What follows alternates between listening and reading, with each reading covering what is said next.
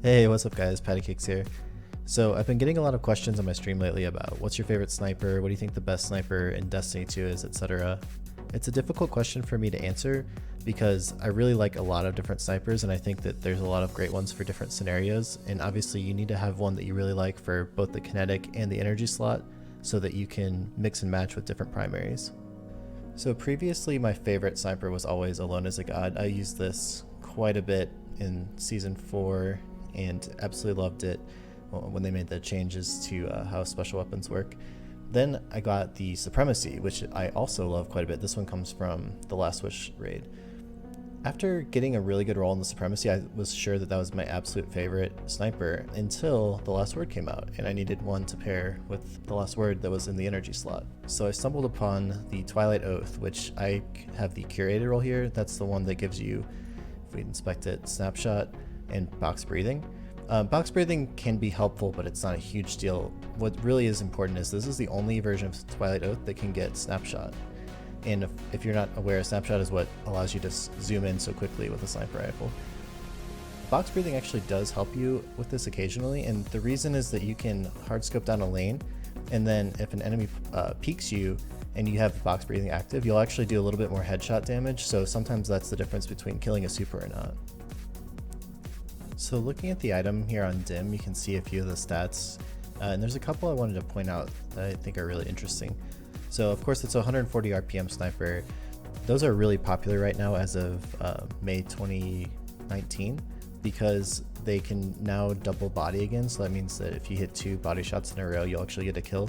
That was not the case until recently, so this makes them very, very strong. In fact, they're currently, as of the making of this video, banned in most tournaments and sweats. The other thing that's really important about it is that the stability, handling, and aim assist stats are all very, very good. So you look here, we have an aim assist stat of 70. In addition to that, if you run the targeting adjuster mod, you get a +5 aim assist. So this means that you're going to get a lot of very, very generous headshots while you're sniping. It's always a nice thing to have. Now the one downside to this sniper rifle is actually this range stat. You see it's only 30, and that's one of the lowest range stats of any sniper in the game. So we definitely have a situation here where it's a great sniper at close to medium range. If you're playing on a map that has really, really long sightlines, so maybe something like Vostok, if you're sniping all the way on the outside from the top of the hill to the bottom of the hill, this the range stat actually can hurt you there, and you might have a tough time hitting headshots because the extra aim assist that you get from a high range stat falls off quite a bit. In that case, you're probably better off with something like Bite of the Fox. Twilight Oath is also great because it has the absolute lowest zoom of any sniper in the game.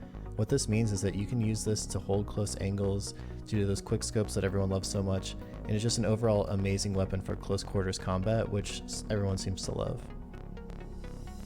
The other thing I found really interesting about the sniper when I started using it a lot is that it seems like the flinch is very, very manageable on the sniper compared to some other favorite snipers like the Supremacy. I recorded some gameplay here with a friend of mine, shout out to my buddy Cloud for helping me put this together, and we tried a couple different weapons. On my side I was using snipers like Alone as a God, Supremacy, and Twilight Oath, and then on his side he was using common weapons like Luna's Howl, Ace, and Pulse Rifle to see how much each gun would flinch. And it's hard to tell, but it seems like the Twilight Oath actually has a little bit less flinch than something like Supremacy, so perhaps that makes it a little bit easier to hit those headshots. As far as I can tell with my gameplay, it seems like Twilight Oath is a lot easier to get back on target after getting flinched, and I end up getting a lot more kills this way. So without further ado, here's a few clips of gameplay over the past few weeks with me using Twilight Oath. All of this gameplay footage is recorded from me playing live on twitch.tv/pattycakespc.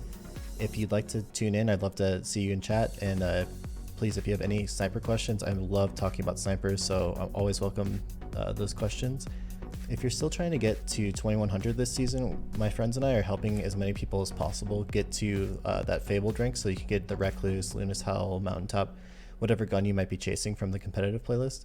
So please hop in chat, say hi, and let us know that you're interested in some help at playing competitive, and we'd love to get you there. Anyway, hope you guys have a good one and enjoy the gameplay. There's guys out here to the left. 。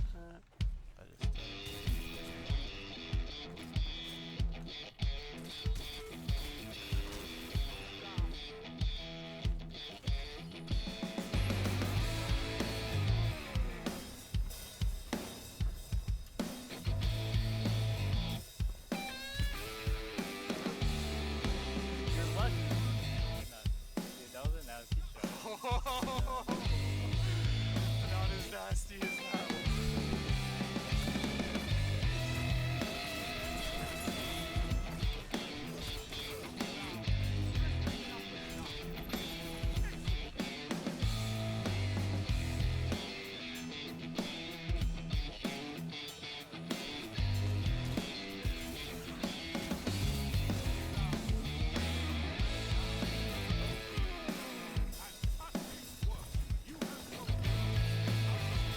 Oh, look at him. It's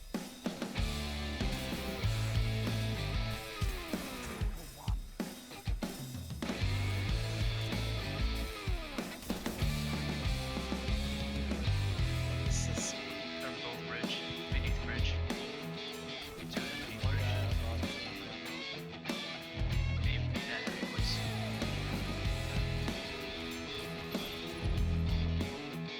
Birds. Nice shots.